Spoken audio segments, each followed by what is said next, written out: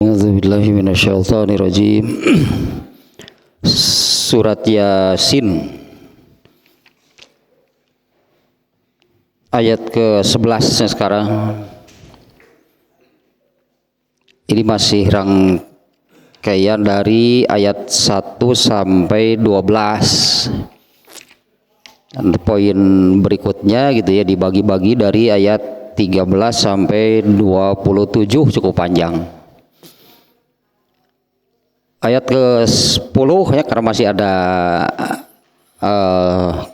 kaitannya ayat yang 10 kemarin. Wasawaun alaihim a'anzartahum am lam tunzirhum la yu'minun. Dan sama saja bagi mereka apakah engkau beri peringatan atau tidak engkau beri peringatan, la yu'minun, ya mereka tidak akan beriman. Nah, kalau di surat Al-Baqarahnya ayat persis redaksinya seperti ini. Kalau di surat Al-Baqarah ayat ke-6. Nah, di ayat ke-7-nya di surat Al-Baqarah itu, mengapa mereka demikian? Khatamallahu ala qulubihim, ya Allah telah mengunci rapat, itulahnya menyegel hati mereka. Nah, tapi Allah mengunci rapat hati mereka, nah, sehingga disebutnya sehingga hidayah tidak bisa masuk. Nah, hidayah tidak bisa masuk ya karena hati mereka itu sudah dikunci rapat oleh Allah. Allah memperlakukan demikian, ya Allah melakukan demikian terhadap mereka karena mereka sudah bertekad gitulah, sudah bulat gitu tekad mereka, yaitu mereka akan kufur sampai mati. Itu yang di dalam hati mereka sudah bertekad demikian, bahwa mereka akan kufur sampai mati dan mati-matian gitu ya, kufur sampai mati dan mati-matian untuk demikian. Nah, ini menunjukkan atau ada di banyak ayatnya yang menerangkan wallahu alimum bizatis sudur. Allah itu mengetahui apa yang ada di dalam hati manusia. Nah, Allah mengetahui ada manusia yang hatinya itu sudah bertekad untuk kufur seumur hidup, kunci oleh Allah dari luar. Intinya Allah mengetahui apa yang ada di dalam hati manusia.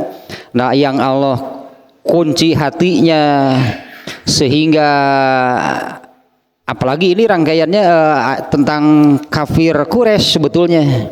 Di awalnya tentang kafir Quraisy. Nah, apalagi orang-orang kafir Quraisy seperti contohnya contoh dan bukti Abu Lahab gitu, Abu Jahal, mereka itu kan setiap hari bertemu dengan Rasulullah SAW. Setiap hari artinya mereka hidayah sebetulnya ini ya, yang disampaikan oleh Rasulullah kan itu hidayatul ilmi. Hidayah berupa ilmu.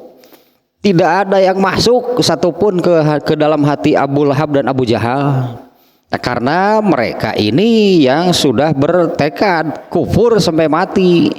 Mereka bertekad kufur sampai mati dan mati-matian mereka mempertahankannya sampai berperang hingga mati, benar itu kan Abu Jahal hingga sampai mati dia seperti itu. Nah, yang dinyatakan di ayat 10-nya sama saja, apakah engkau beri peringatan atau engkau tidak engkau beri peringatan, nggak ada bedanya bagi mereka. Karena yaitu ya mereka itu sudah bertekad untuk kufur sampai mati. Nah, yang kalau di surat Al-Baqarah khatamallahu ala qulubihim, Allah mengunci rapat hati mereka. Kalau saya menggambarkan ketika Allah menurunkan hidayatul ilmi atau hidayatul din, ya sebutannya hidayah berupa ilmu, hidayah berupa agama, bukannya membuka hati selebar-lebarnya supaya hidayah ilmu, hidayah agama itu masuk ke dalam hatinya. Mereka malah mengunci hati dari dalam. Kalau orang bertamu gitulah gambarannya ya, kalau ada orang bertamu mengetuk pintu bukannya dibuka, malah mereka mengunci dari dalam. Dan mereka bertekad untuk tidak akan pernah membukanya, artinya untuk kufur selamanya. Nah, yang seperti ini yang oleh Allah kemudian Allah mengunci hati mereka. Ya, karena ini Allah mengunci hati mereka karena Allah tahu isi hati mereka, yaitu teta bertekad bulat kufur atau mati. Slogannya pokoknya mau kufur sampai mati, kunci dari luar. Nah, sekarang lanjutannya ayat 11.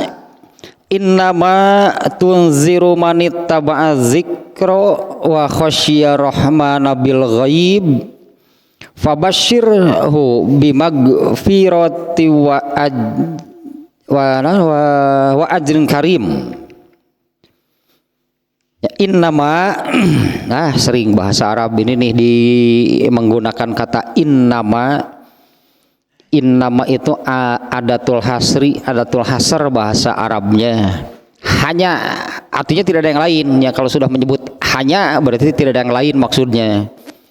Hanyalah tunziru manittaba'a dzikra. Kamu bisa memberi peringatan, mengingatkan lah, menggugah gitulahnya. Artinya hanyalah yang mau menerima.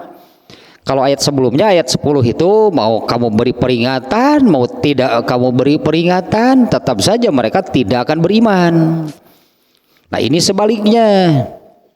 Hanya yang seperti ini yang akan menerima peringatan, yaitu manittaba'a dzikra.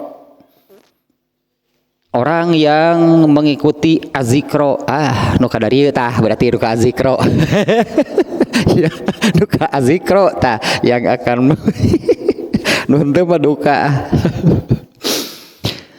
Azikro teh Al-Quran, karena Allah memberikan ayat azikru itu maknanya luas, ya seperti yang disebut Al-Quran, ya Al-Quran itu luas.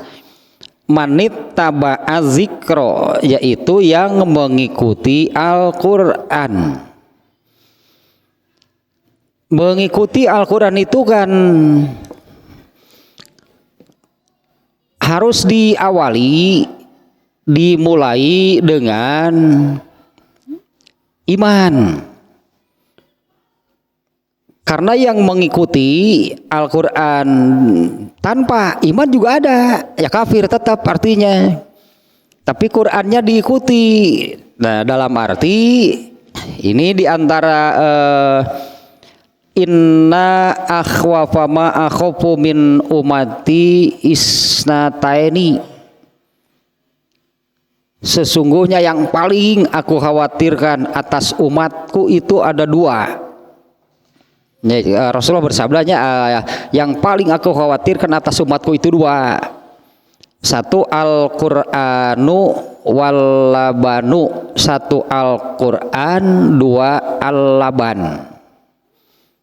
Al-Qur'an intinya satu Al-Qur'an, yang kedua susu, itu ini terjemah harfiahnya. Kekhawatiran Rasulullah tentang Al-Qur'an yaitu yata'allamuhul munafiquna fayujadiluna bihil mu'minin. Al-Quran itu dipelajari, dikaji, didalami itu oleh orang kafir, lalu dijadikan senjata untuk menghancurkan orang-orang yang beriman. Yang kedua, al-laban itu adalah keduniaan lah intinya, kemewahan, gemerlapnya dunia. Ini pasti apa yang disabdakan oleh Rasulullah SAW itu pasti terjadi. Ungkapannya di dalam hadis tersebut, dalam bentuk kekhawatiran gitu ya Rasulullah. Aku khawatir, yang paling aku khawatirkan atas umatku itu dua. Al-Quran, yaitu dikaji oleh orang kafir. Ini pasti kejadian. Dan kemudian dijadikan senjata untuk menghancurkan orang-orang Islam. Orang kafir malah mendalami Al-Quran. Nah ini tapi bukan ittaba'a zikro, tapi bukan untuk diikuti dalam artinya ini, karena mereka kan hanya mendalami, mengkaji untuk mengeksploitasi ilmu itu yang ada di dalam Al-Quran, bukan untuk diikuti sebagai ketaatan. Karena kalau untuk seperti itu ya ini landasannya harus beriman. Ya, beriman itu. Jadi seperti ini ya, Abu Jahal, Abu Lahab kan mengakui sebetulnya bahwa Rasulullah itu benar. Tapi kan karena tidak beriman, ya karena tidak beriman bisa jadi apa yang menurut mereka baik, apa yang menurut mereka menguntungkan bagi mereka dari Rasulullah diambil pasti, karena mereka itu percaya itu benar. Nah orang-orang kafir juga demikian terhadap Al-Quran, mereka mengkaji mendalami karena mereka yakin Al-Quran itu benar sebetulnya. Tapi tidak untuk diimani, hanya untuk diambil keuntungan, untuk mengambil manfaat gitu ya dari Al-Quran. Kalau yang beriman, ini betul-betul artinya manittaba'a zikro, mengikuti Al-Quran. Semua berarti semua yang ada di dalam Al-Quran itu diikuti. Ini bahasanya manittaba'a, orang yang mengikuti. Ittiba bahasanya alah iya. Ittiba masdar sih sebetulnya dari ini, kata kerjanya ittaba. Kalau masdarnya ittiba. Nah ini sering, ittiba ini sering diartikan atau kebalikan dari taklid. Kalau taklid itu mengikuti saja tanpa mengerti, tanpa apa, pokoknya mengikuti saja. Ikut-ikutan jadinya ya, ikut-ikutan gitu tanpa ya jangankan mengerti, memahami, tanpa tahu masalahnya juga gitu, pokoknya ya ikut sajalah. Seperti orang yang diajak tawuran, hayu lah pokoknya mah, tahu nggak masalahnya apa, ente pokoknya hayu taklid. Padahal masalahnya juga nggak tahu kan. Ya, seringkali lah yang seperti itu, misalnya duduk masalahnya bagaimana, yang salah siapa, diajak hayu tawuran, hayu pokoknya mah. Kalau ittiba artinya mengikuti, beda dengan taklid gitu. Taklid mengikuti tapi jadi hanya ikut-ikutan. Jangankan paham, tahu masalahnya saja enggak, tapi ya ikutlah pokoknya mah. Miloy. Nanyakeun heula hari diajak. Miloy. Kemana? Gantung sia. Kalau ittiba mengikuti karena paham, karena jelas gitunya, ya jelas landasannya, karena paham masalahnya.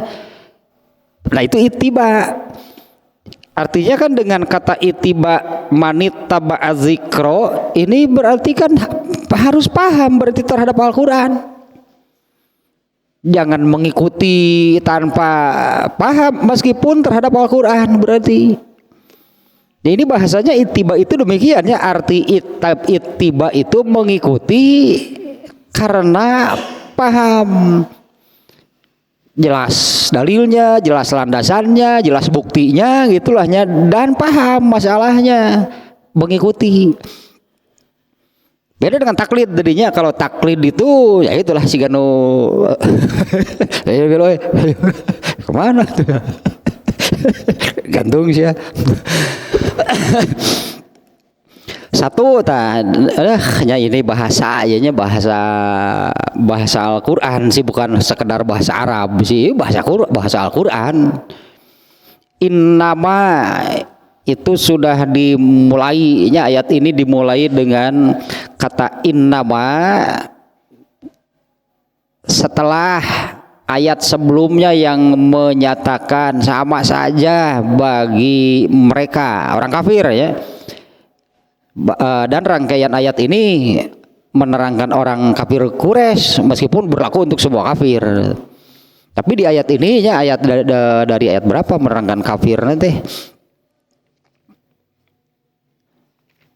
Dari ayat ke 6. Litunziro qaumam ma unziro aba'uhum fahum ghafilun. Nah ini menceritakan kafir Quraisy nih ayat ini. Allah menurunkan Al-Quran itu litunziro qauman, agar kamu memberi peringatan kepada satu kaum. Itu yang dimaksud adalah kafir Quraisy.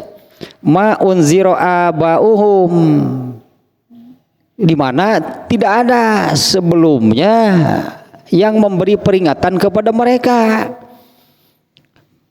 Karena nabi-nabi sebelum Rasulullah SAW itu kan Bani Israel semuanya. Sementara orang Mekah, orang yang hidup di Mekah itu kan nenek moyang orang Mekah itu Nabi Ismail. Kan nenek moyangnya orang Mekah itu Nabi Ismailnya. Waktu Nabi Ibrahim oleh Allah diperintahkan untuk bawa anak istrimu, tempatkan di sana. Nabi Ibrahim membawa Nabi Ismail dan istrinya ke sana, ya teruslah menetap di sana sampai zaman Rasulullah SAW. Tidak ada nabi dari kaum mereka. Nah, ini kafir Quraisy di ayat ke-6-nya, agar kamu memberi peringatan kepada satu kaum yang tidak pernah ada sebelumnya yang memberi peringatan bagi mereka, fahum ghafilun, sehingga mereka lalai karena tidak ada yang menggugah, tidak ada yang mengingatkan. Ya seperti itulah gitunya kisahnya kafir Quraisy, yaitu orang-orang kafir yang berada yang hidup di Mekah itu kan nenek moyang mereka cikal bakal ada yang hidup di sana itu mulai dari Nabi Ismail, dan dari Nabi Ismail turunannya terus ke bawah sampai Rasulullah itu kan tidak ada yang menjadi nabi. Tapi mereka ini ketika orang Yahudi, berarti dari zaman kapan gitu kan Yahudinya, ketika orang Yahudi, orang Nasrani datang ke Mekah untuk melaksanakan ibadah haji, orang-orang kafir Quraisy nggak ada yang mau mengikuti. Ya orang kafir Quraisy, orang Mekah nggak ada yang mengikuti gitu, jadi Yahudi gitu, jadi Nasrani, nggak ada. Gitu menjamah si Atta jeung si Uja. Si Atta jeung si Uja, padahal kerti teu disembah mah si Uja tukang ngecat teh. Mun waktuna disembah api jadi berhala. Si Uja teu balik misalnya. Ya bisa jadinya karena sudah sebetulnya nggak demikian juga sih. Kalau mau membuka diri, membuka hati, membuka pikiran, nggak ada sebetulnya dengan latar belakang apapun ya bisa berubah. Kan masalahnya di sana gitu ya. Kalau orang yang mau membuka hati, membuka diri, membuka pikiran pasti bisa berubah. Sekarang juga banyak ini yang kalau saya lihat di ini ya, di media, di medsos, banyak yang masuk Islam itu yang tidak terduga gitu, sebelumnya orang seperti apa kemudian masuk Islam. Kenapa bisa demikian? Pada dasarnya mereka mau membuka hati, membuka diri. Dulu ini petinju kelas berat Mike Tyson kurang gimana, nggak sejauh lah untuk bisa masuk Islam deh. Lihat dari latar belakangnya, perangainya seperti apa, asa jauh bisa mau masuk Islam. tapi ada saja jalannya, dan yang pokok adalah mau membuka hati. Nah, jangan seperti ini orang-orang kafir yang bertekad pokoknya kufur sampai mati, ya sudah dikunci dari luar.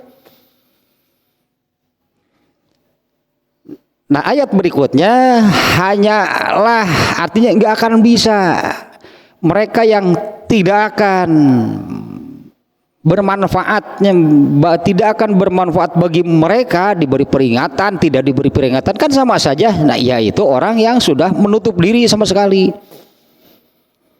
Nah, innamatun zero, hanyalah kamu bisa memberi peringatan itu kepada manit taba'a zikro, orang yang ikut datang ke azikro taat. Lo yang akan mau menerima peringatan. Anu untuk azikr Al-Qur'an di sini yang dimaksudnya. Nah, tapi di sini katanya ittaba'a. Nah, arti ittaba'a bukan taklid. Kalau ittaba'a itu mengikuti setelah jelas dan paham. Kalau Al-Quran jelas kan sebagai landasan dan paham berarti masalahnya, baru mengikuti, itu sebutannya ittiba. Kalau kepada Rasulullah SAW itu bukan taklid. Kalau mengikuti sunnah Rasulullah itu sebutannya, kata yang dipakainya bukan taklid. Kalau kepada Rasulullah itu ittiba. Nah, kalau taklid tadilah sebutnya teh bagai kerbau dicocok hidung, hanya ikut-ikutan lah. Waktu minimal nanyakeun heula atuh siga nu tadi teh ya biro ka mana. Mana nanyakeun heula.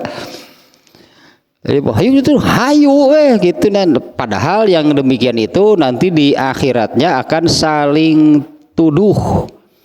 Akan saling tuduh antara yang mengajak dan yang diajak, akan saling tuduh. Tapi di mata Allah itu tidak bisa, karena kedua-duanya sudah melakukan, maka siapa yang melakukan dia harus bertanggung jawab. Ya, saya kan dulu hanya diajak, nggak bisa, karena kalau sudah dilakukan berarti itu jadi amal dirinya. Ya, kalau sudah dilakukan berarti yang bertanggung jawab ya dirinya, si pelaku. Asa kira di hukum positif di negara kita juga sama.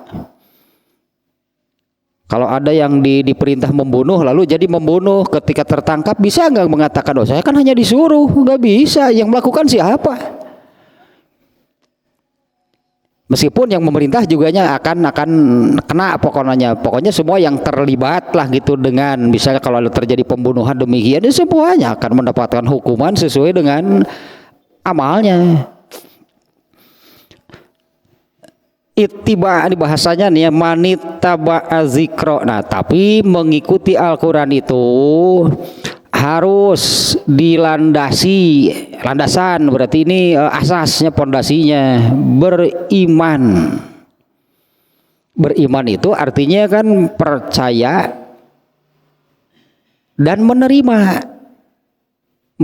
percaya, mengakui, menerima gitulah. Kalau ini nih yang hadis ini nih yang disebut beriman itu kan takrirun bil qalbi, menerima sepenuhnya dengan hati, wa ikrarun bil lisan, dan mengikrarkan dengan lisan, wa amalun bil arkan. Itu hadis ternyatanya bukan definisi, bukan perkataan ulama, itu hadis. Yang disebut beriman itu adalah takrirun bil qalbi, menerima dengan hati. Nah, menerima dengan hati itu intinya adalah menerima agama Islam yang Allah turunkan. Diterima nggak? Kalau menerima agama Islam itu wa ikrarun bil lisan, ikrarkan sebagai tanda masuk Islam sebutannya.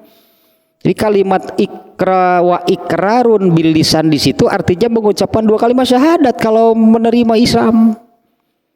Wa amalun bil arkan, dan amalkan dengan anggota badan. Nah, landasannya adalah Katakan kalau seperti tadinya, kalau orang-orang kafirnya seperti sabda Rasulullah SAW tentang kekhawatiran atas kaum muslimin, salah satunya tentang Al-Quran.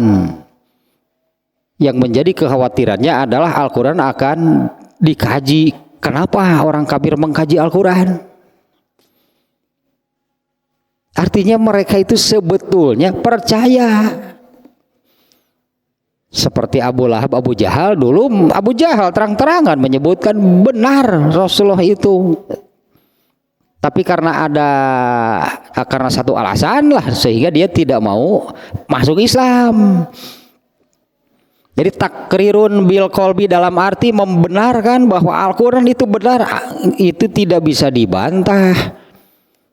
Karena kan sebutannya karakternya Al-Quran itu kan al-haq, yang dimana al-haq itu adalah benar yang sesungguhnya.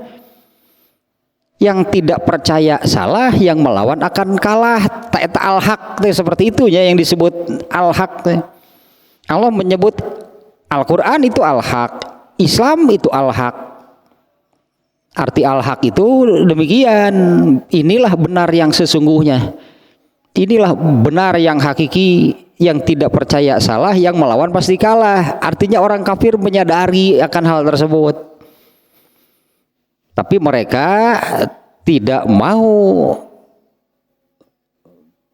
beragama Islam, sehingga Al-Qur'annya dikaji, didalami, dipelajari, dieksploitasi, diambil ilmunya untuk keuntungan mereka, bahkan untuk dijadikan senjata menghancurkan orang-orang Islam. Nah orang Islamnya lagi malah molohok udah tetengarti karena Quran nanti kumaha itu batur mau mengkaji mendalami padahal tidak dilandasi dengan iman, hanya untuk mengambilnya, mengeksploitasi ilmunya untuk mengambil keuntungan karena mereka yakin Al-Quran itu benar. Bagi mereka bisa mendapatkan peringatan dari dalam Al-Quran, ya kan bisa, karena mereka sudah mengunci hatinya. Ya, mereka sudah mengunci hatinya. Contoh jelas Abu Jahal lah, mereka dia terang-terangan Rasulullah itu benar. Kalau malam harinya Abu Jahal itu kan suka sengaja, ini malah sengaja. Abu Jahal sengaja malam hari itu keluar, kemudian mendekati rumah orang Islam saat itu ya. Kalau malam hari entah mendengar sahabat, mungkinnya rumah sahabat, entah mendengar sahabat sedang sholat malam mungkin atau membaca Al-Quran, Abu Jahal itu suka keluar rumah untuk mendengarkan Al-Quran yang dibacakan oleh para sahabat. Jadi ada kejadian ada dasar jahiliyah, sebenarnya dasar gitu, ada kejadian lucu. Ternyata ada yang sama dengan Abu Jahal, dan mereka ketemu di satu rumah. Ketika sedang mendengarkan Quran, ketemu dengan kawannya lah yang sesama jahiliyah. Kemudian mereka jangan ribut, jangan bilang siapa-siapa. Ini bahaya katakanlah, karena Abu Jahal kan kalau di depan orang banyak yang menentang paling keras kan. Sudah aku jerut lah beri ngodok sakum coba deal beri ngodok sakum kali bahaya. Sudah ujur pokoknya mah perjanjian mulai dari sekarang jangan kita lakukan lagi. Ya, bubar. Ternyata mereka juga sama-sama sama-sama kafir, sudah perjanjian, mereka melanggar janji. Dua-duanya berpikir kan sudah perjanjian dia tidak akan datang, maka dia datang.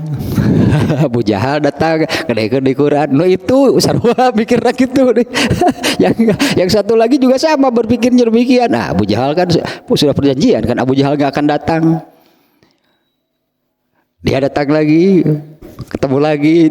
Gering. Mana yang ngelanggar janji? Oh, tuh gitu dijaga di dia apa sarua sama. Terus kabalodor atau hirup saja. Ya apa gitu sebetulnya yang menghalangi? Ternyata kan masalah sepele sebetulnya. Masalah kesukuan. Kalau Abu Jahal mah tetap masalah kesukuan, merasa kelompoknya itu kalah kalau mau mengakui dan beriman. Nah ini satu, ada beberapa poin nih. Satu, jadi ada pakai nama laginya di sininya hanya yang demikian. Kalau tidak seperti ini, ya berarti nggak akan apa namanya, nggak akan tunziru tidak akan bisa tidak akan bisa tergugah, tidak akan merasa teringatkan gitu ya. Bukan hanya sekedar diingatkan, bahkan diancam seberat apapun, mana bisa, nggak akan bisa.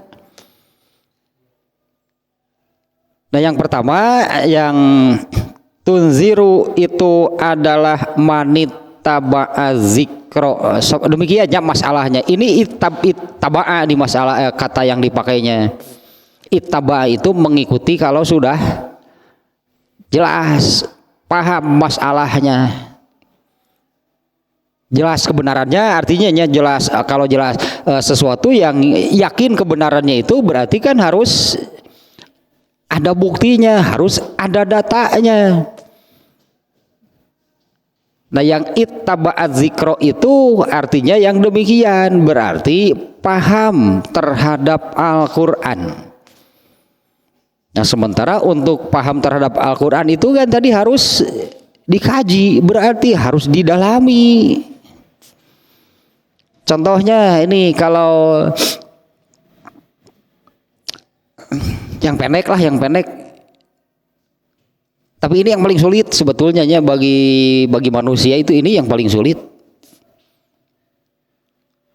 Di surat Wal Asri kan surat paling pendek ya, anak-anak PAUD di Arab Pahleun atuh. Surat Al-Asr, Wal Asri innal insana lafi khusri. Anak-anak PAUD apa? Anak TK apa? Tapi masalahnya paham nggak? Kita itu kan masalahnya paham nggak makna isi dari surat tersebut? Kalau Imam Asy-Syafi'i mengatakan kalau andai saja seseorang itu mengerti betul gitunya, paham terhadap surat Wal Asri, ini sudah cukup untuk menjadi modal, anggaplah ini sudah cukup untuk modal selamat, hirup teh selamat mun paham Wal Asri. Ini tentang waktu gitu, tentang waktu nih. Surat ini tentang waktu. Ini yang saya katakan ini paling sulit itu bagi manusia, bagi siapapun. Wal Asri, demi masa, ini waktu kan yang dipakai sumpahnya, dan ada kaitannya. Allah kemudian berfirman, sesungguhnya al-insan itu seluruh manusia, di sini tanpa kecuali dulu disebutnya. Seluruh manusia itu celaka. Celakanya di sini terkait waktu. Yang celaka terkait waktu itu yang bagaimana? Di mana waktu itu disebutnya, kita menyebutnya jatah hidup di dunia. Tak jatah hidup di dunianya itu dipakai apa? Ini berat sebetulnya bagi manusia. Beratnya itu karena jatahnya sedikit. Kalau di ayatnya kan menggunakan innal insana lafi khusrun itu rugi. Jadi kalau secara terjemah harfiah mah sesungguhnya seluruh manusia itu rugi. Kata khusrun ini rugi dalam hal jual beli, dalam hal berdagang. Jadi ini secara tidak langsung ayat ini menganalogikan hidup ini seperti orang yang berdagang. Untung nggak? Rugi semuanya ternyata. Manusia itu sudah diberi modal oleh Allah untuk berdagang, yaitu waktu.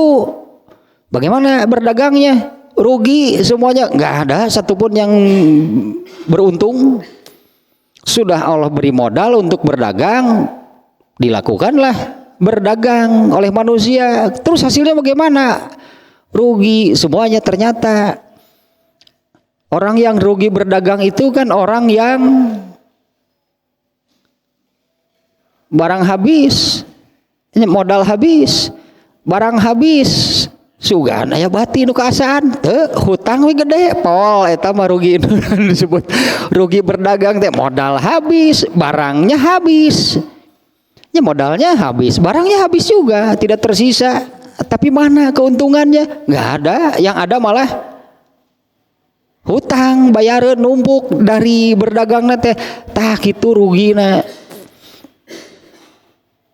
Waktunya sebagai modal habis. Terus keuntungannya apa? Nggak ada, yang ada malah rugi. Naon ieu na kerugianana? Hutang we gede, dosa we bayareun tah nampa bayareun sebutna teh dosa teh bayareun tah dosa teh karena rugi di dalam berdagangnya. Waktu pasti habis. Artinya modal itu pasti habis karena digunakan.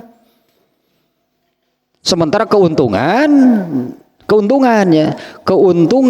yang Allah maksudkan dalam berdagang dalam tanda kutip di sana adalah masuk surga. Itu yang harus, keuntungan yang harus diraih. Ada yang sanggup? Nggak akan ada. Hari umur ponok, jatah modalnya sedikit, tapi keuntungan yang harus diraih tanpa batas. Siapa yang bisa? Iya, makanya ini paling sulit bagi manusia. Moal anu bisaeun moal. Bahkan Rasulullah sendiri kan mengakui aku masuk surga bukan karena amal, udah moal anu bisaeun. Diberi modal 100.000 tah 100.000 sok itu usaha dagang angpal kitunya, berusaha berniaga bagaimana, tapi kudu untungnya. Berapa keuntungan yang harus didapat? 200 triliun, kumaha carana? Iya 100.000 modal nage. Sementara misalnya keuntungan harus sekian triliun. Moal sanggupeun moal. Nah, ibarat demikian lah itu tetenya. Nah, ini yang paling sulit itu. Ini artinya setiap modal yang dipakai, jadi setiap saat, bahkan bukan setiap hari lagi, setiap saat ketika sedang menggunakan waktu itu sedang menggunakan modal dalam berdagang yang harus meraih surga, berarti yang harus meraih keuntungan. Kalau bukan meraih, tadi disebutnya dagang memun teu untung, rugi berarti. Nah, dengan waktu ini kalau tidak jadi pahala berarti jadi dosa. Gak akan ada yang sanggup. Ya tidak akan ada yang sanggup. Nah, ya gitu. Paham gak? Oh, apal mah apal. Anak PAUD di Arab Palen. Anak TK apal. Suruh baca wal asri lancar sampai selesai. Paham? Boro-boro anak TK. Boro-boro anak TK. Aki-aki ge apalan mah apalan surat wal asri mah. Padahal ayat itu kata Imam Asy-Syafi'i kalau benar-benar paham satu surat itu cukup untuk modal masuk surga. Artinya dalam hal ini kan pasti akan memperhitungkan setiap detik waktunya itu mau jadi untung atau rugi. Pasti sangat diperhitungkan. Kita manit taba'a mengikuti itu setelah paham lah gitunya, ini kata ittaba'a. Kemudian yang kedua, wa khosya rahmana bil ghaib. Wa khosya rahmana bil ghaib. Poin kedua. Jadi menurut ayat ini, jadi yang akan mau itulahnya, karena masalahnya ada di situ awalnya ada kemauan nggak? Ya, yang mau menerima peringatan itu ya kriteria lah kita sebutnya. Kriteria kedua itu adalah yang khosya rohmana bil ghaib. Aduh ya bahasa Qur'annya nih. Ampun, udah yang cerik, kunaon teu ngarti. Yang cerik, kunaon teu ngarti. Satu khosya itu takut, khosya yakhsha itu takut. Nah terjemah harfiahnya demikian, takut dalam artinya takut lah, bahasa Indonesia benar gitu, takut. Nah tapi kan masalahnya kenapa mesti takut kepada Allah, katakanlah itunya, kenapa takut kepada Allah, apa yang ditakuti? Ya apa yang ditakuti itu dari Allah itu apa? Nah ini kan mesti tayar disebut ittiba teh, ya artinya harus tahu dulu kenapa mesti takut kepada Allah. Karena banyak kenyataannya yang tidak takut kepada Allah, banyak orang yang demikian. Ya, yang tidak takut kepada Allah itu banyak. Bahkan ada yang berteriak-teriak, berkoar-koar, manalah kalau benar Allah itu ada, turunkan, kenakan azab itu sekarang juga kepada saya. Banyak yang demikian. Ini diantaranya, yaitu saya juga lihat di medsosnya, entah orang mana nih, kalau bahasanya sih pakai bahasa Inggris. Memang orang bukan orang Indonesia lah gitu, pakai bahasa Inggris. Dia sengaja buat video gitu ya. Ya dengan kamera, dengan HP mungkin lah dia sengaja membuat video. Dia merobek Al-Qur'an, kemudian meludahinya, lalu dia menantang, mana kalau memang benar Allah ada itu silahkan kenakan siksanya kepada saya sekarang juga.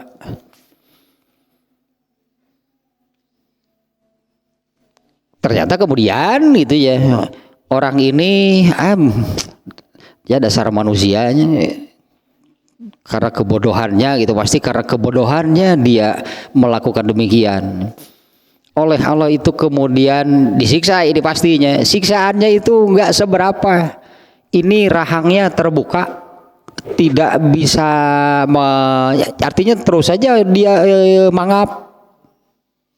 Dibawa ke dokter juga bingung karena ini berarti ada yang terkunci di sini, kan ada engselnya. Terkunci terus saja sampai mati. Tepira cek Allah tadi gitukeun sugantenya. Menantang azab yang besar mungkin lahnya, azab yang seperti apa yang dia menantang kepada Allah. Mana kalau Allah benar itu turunkan azab sekarang juga pada saya. Ternyata kunci we ieuna pirage sakitu cek Allah teh. Terus kekosehan dibawa ke dokter teh. Dokter juga bingung, enggak sampai dokter angkat tangan, ya akhirnya dia mati menganga. Ya mati dalam kondisi demikian. Berkali-kalinya, bahkan saya berkali-kali tuh lihat adalahnya di medsos yang demikian. Nah, atujang nah teh sok, nah atujang bodoh teh da bodoh ari jelema mah da asa teh kudu kitu-kitu teuing atuh bodoh teh. Jadi we cilaka teh nyaan di dunia na we teu pira geuningan. Ya sebutnya teu pira dikitukeun we wungkul. Ya orang itu nggak bisa makan, nggak bisa bicara, nggak bisa apa-apanya, terus aja mulutnya ini menganga seperti itu sampai mati. Seperti ini kan raja dulu, ini Raja Namrud. Ya, Raja Namrud juga masuk entah nyamuk atau remetuk, alah entah nyamuk atau remetuk gitunya masuk entah melalui hidung atau melalui telinga dan hidup di dalamnya. Karena itu teh nyeri nanti aduh gelajar teh.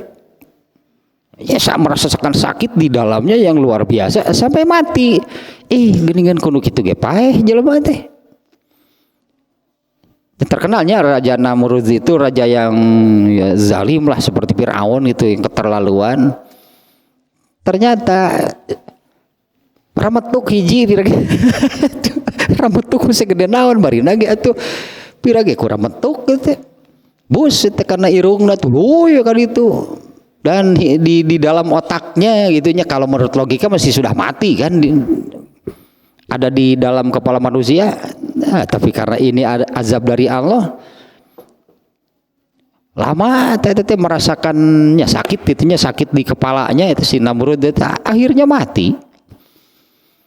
Aya nu kurang metuk, aya nu parupa geningannya. Allah mengazab manusia itu dengan hal-hal yang tidak di luar jangkauan, di luar pikiran, itulah jangkauan manusia. Dengan hal yang sepele itu bisa jadi azab. Yang kalah cing Allah teh nu asli nama di neraka ge kudu eta ku eta heula ge mahi lah. Kurang metuk we lah. Siraru gede teuing atuh. Siraru kana ceuli. Gede teuing salah kurang metuk nu leutik. Nah, khosya dan takut kepada Allah. Apa sih yang ditakuti dari Allah?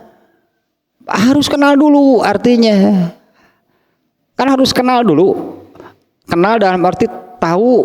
Nah, nanti di sini kalau di dalam kitab Burriqoq kemarinnya yang sedang kita kaji, sudah agak lama juga sih, ada judulnya itu Al-Khauf 'alallah.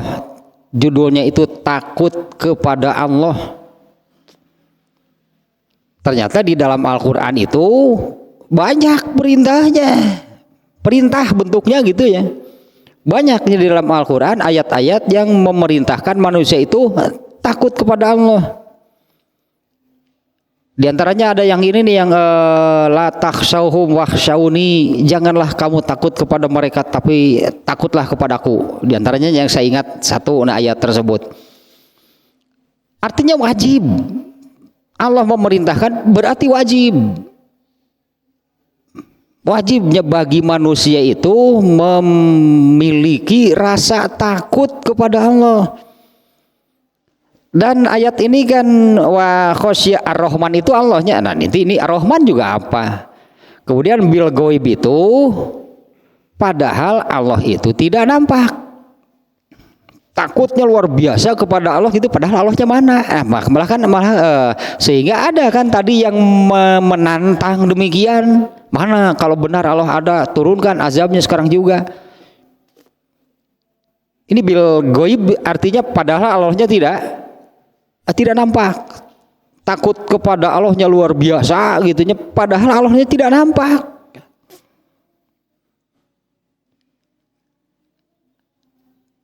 Ketika pertama kali Rasulullah diperintah oleh Allahnya, umumkan artinya secara terbuka, kurang lebih demikianlahnya, umumkan secara terbuka bahwa kamu itu seorang nabi. Kemudian Rasulullah naik ke Bukit Safa dan memanggil orang-orangnya, seluruh orang Quraisy. Kemudian Rasulullah mengatakan seperti ini, apa kalian percaya kalau dari balik bukit ini akan ada pasukan besar yang menyerang kalian? Kami percaya. Nah, mereka itu kalau disebutkan demikian, mereka takut kalau ada pasukan besar yang akan menyerang, mereka takut. Nah, mereka menjawab, kami percaya karena kami tidak mendapati, kalau nggak salahnya di redaksi hadisnya, karena kami tidak melihat celah bahwa engkau berdusta gitu kepada Rasulullah ya. Nah, Rasul itu menyampaikan demikian dulu, kemudian Rasulullah menyampaikan ancaman dari Allah apabila mereka tetap menyembah berhala. Ketika disampaikan demikian, Abu Lahab sebagai pemimpin maju kemudian berkoar-koar berteriak, kenapa kalau diancam oleh Allah mereka tidak takut?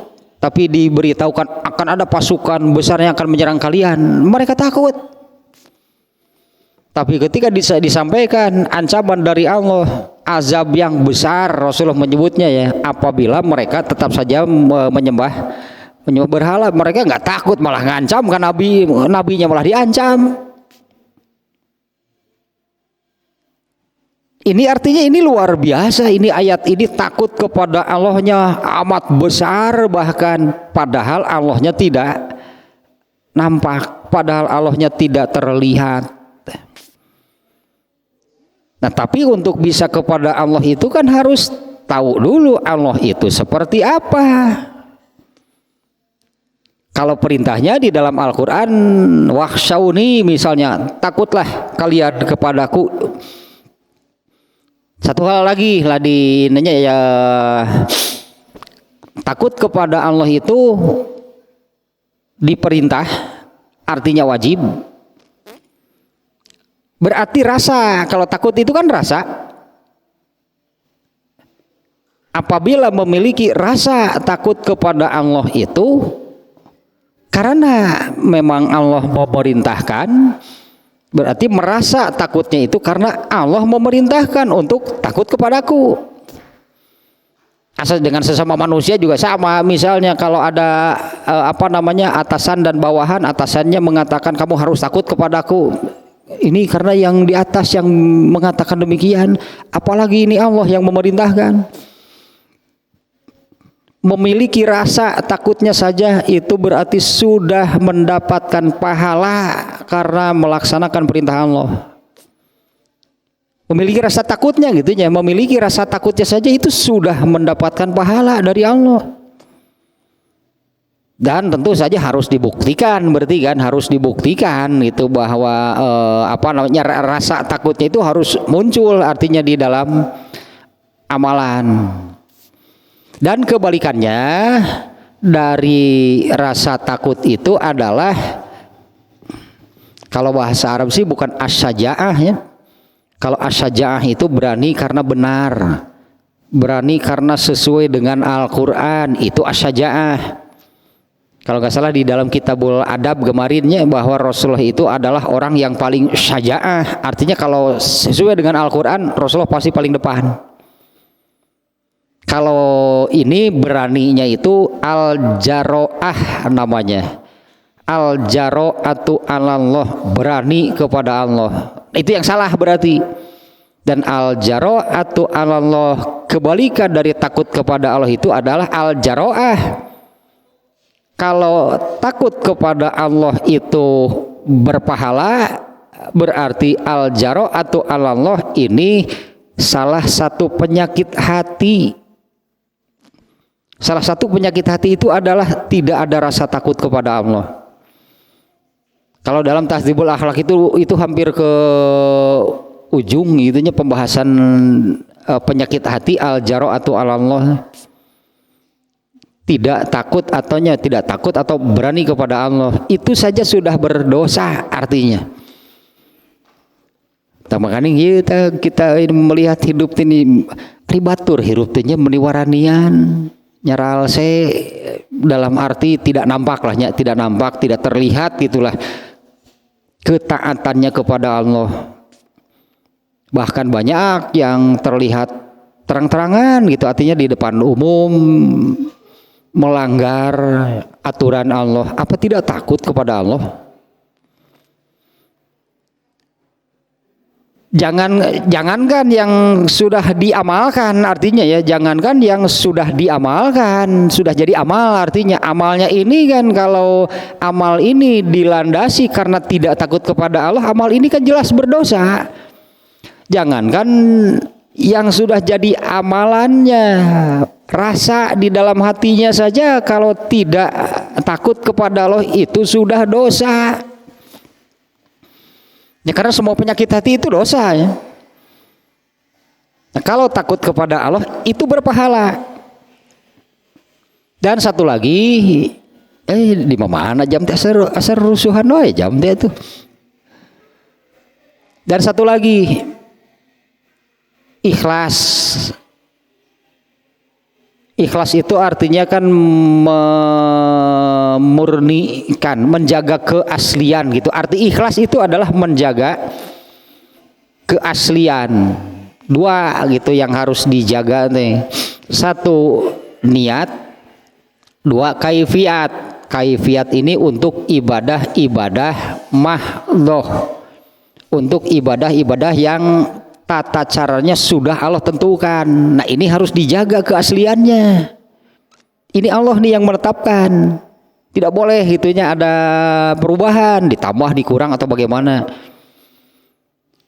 Nah, ikhlas itu untuk bisa ikhlas dalam beribadah itu ada unsur-unsurnya. Salah satunya adalah ini, takut kepada Allah. Takut kepada Allah nggak kalau riya? Mestinya takut kan kepada Allah kan, kalau mau riya gitulahnya, mau riya ketika beribadah itu harusnya takut kepada Allah. Kemudian kalau mau bid'ah berarti kalau mau menambah, mengurang, mengubah ibadah yang sudah Allah tetapkan, apa enggak takut kepada Allah? Ini Allah yang menetapkan. Nah, di antara unsur ikhlas itu adalah adanya rasa takut kepada Allah. Hal yang paling mendasar, jadi ada 4 unsur ikhlas. Satu, bahasa Arab benar hese ya. Bahasa kitanya itu agak susah. Rumasa, taetar rasa rumasa, karumasaan, rumasa. Ini sejak hal yang paling mendasar. Rumasa merasa, menyadari, mengakui kan, jadinya demikiannya bahwa dirinya itu diciptakan oleh Allah, diberi rezeki oleh Allah. Kemudian ketika Allah memerintah tidak dilakukan, ketika Allah melarang malah dilanggar. Ini unsur yang paling mendasar, artinya untuk bisa ikhlasnya, untuk bisa ikhlas dalam beribadah kepada Allah itu adalah unsur ini. Kalau dalam konsep tauhid disebutnya ini konsep tauhid rububiyah. Ada tauhid rububiyah, ada tauhid uluhiyah. Kalau rububiyah itu sekitar hal yang paling mendasar bagi manusia itu adalah ini, harus ada karumasaan itu di dalam diri, bahwa dirinya itu diciptakan oleh Allah, diberi rezeki oleh Allah, bahkan kan la haula wala quwata illa, segala-galanya itu oleh Allah. Itu unsur pertama gitu, untuk bisa ikhlas lah sebutannya di dalam beribadah kepada Allah. Ini unsur ini harus hadir, mau melaksanakan perintah Allah itu karenanya merasa bahwa Allah yang menciptakan saya, Allah yang memberi rezeki kepada saya, bahkan la haula wala quwata illa billah, segala-galanya juga oleh Allah. Nah, kemudian yang kedua, ini unsurnya harus ada rasa takut kepada Allah. Apalagi lah kalau sebagai orang Islam lah gitunya, baik di dalam Al-Quran ataupun di dalam hadis, banyak sekali Allah menyampaikan ancaman dan bentuk azabnya. Kalau di dalam Al-Quran itu ada azabun alim, misalnya azabun alim, azab yang pedih dalam arti rasa sakitnya di luar kemampuan manusia bisa menahan. Itu suka diartikan azab yang pedih, artinya ini rasa sakitnya ini di luar kemampuan manusia mampu menahannya.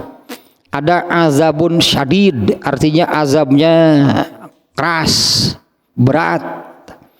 Azabus sa'ir, ada azabum muhin. Banyak tuhnya Allah menyebutkan azab yang dari Allah itu seperti apa. Ada yang menghinakan. Ya, azab dari Allah itu menghinakan, artinya merendahkan. Azabnya si gaya merendamun kalau di dalam apa namanya? Kalau dalam kehidupan sosial mah azab yang menghinakan teh dipoe di alun-alun, menghinakan ditinggali ku sararea apa teh. Ya misalnya gitunya dijemur di alun-alun, tulisan di dinya misalnya, itu menghinakan, berarti dihinakan. Dulu ada sebutannya, kenapa ada istilah hidung belang?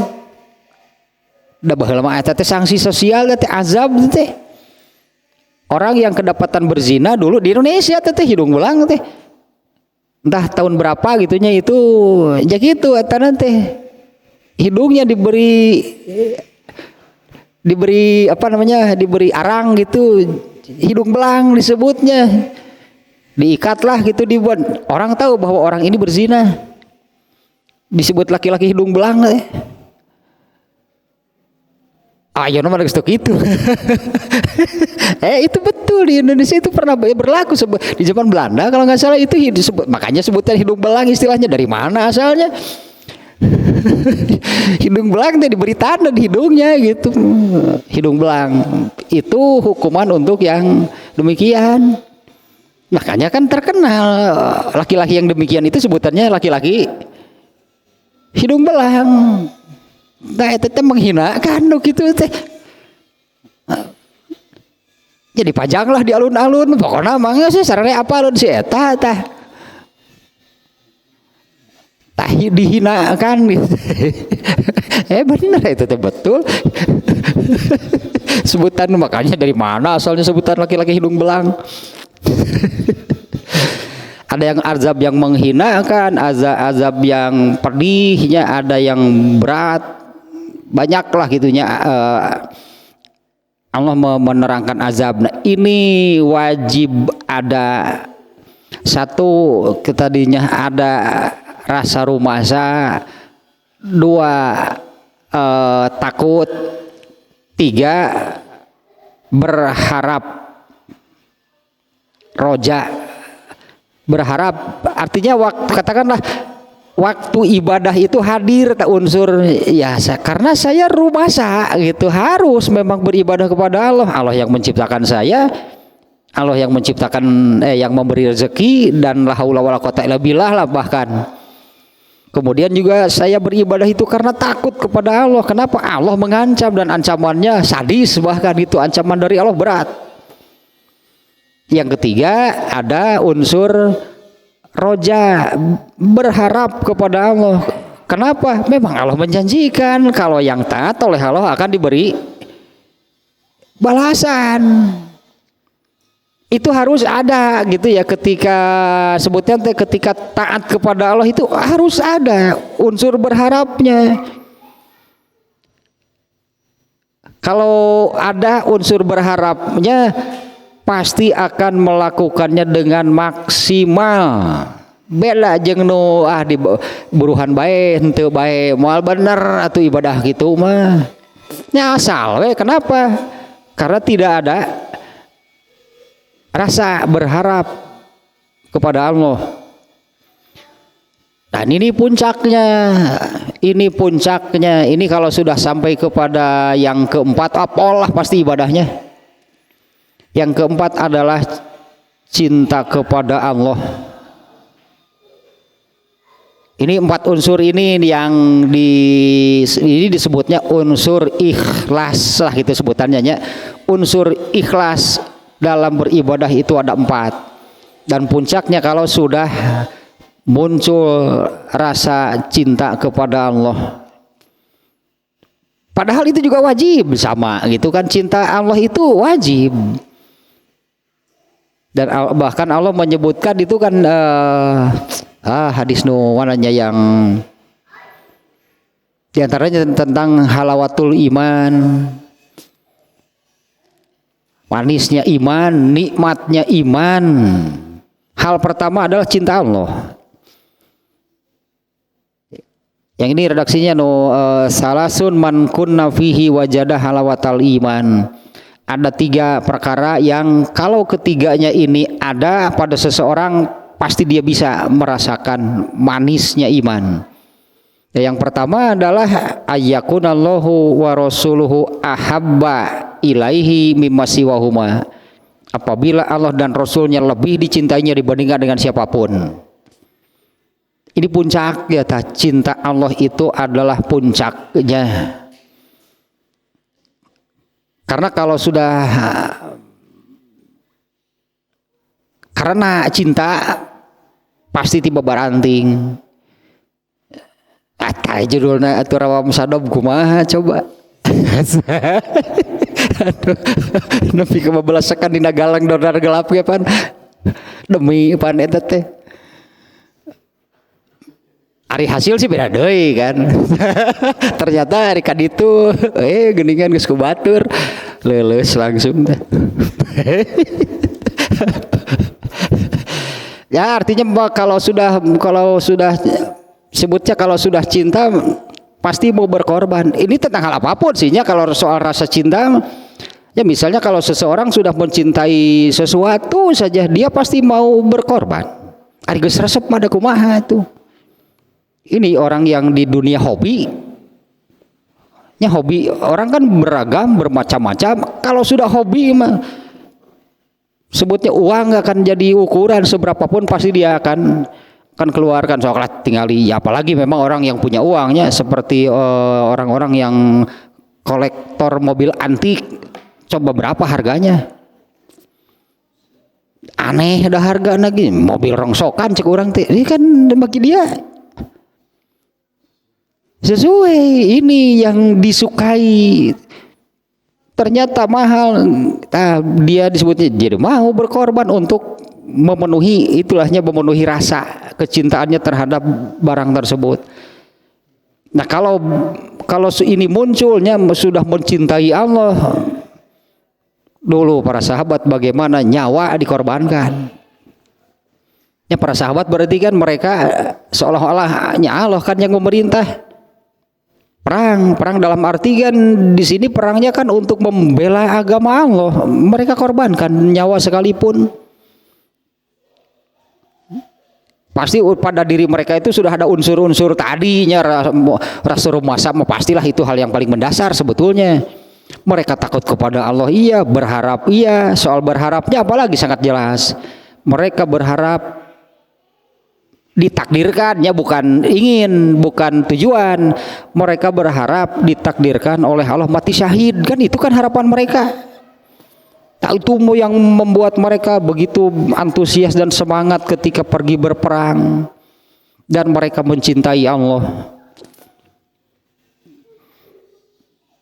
Nah kembali lagi ke sini, waktos na pemirsa. Kumargi waktos tanya kapan deui cag heula duit ka dieu. Baheula keur di radio esok ku bahasa sunat. Heula waktos na pemirsa. Kumargi waktos parantos tanya kapan. Udah dulu lah ini Ar-Rahman juga ini perlu nih. Ini Ar-Rahman juga apa sih Ar-Rahman?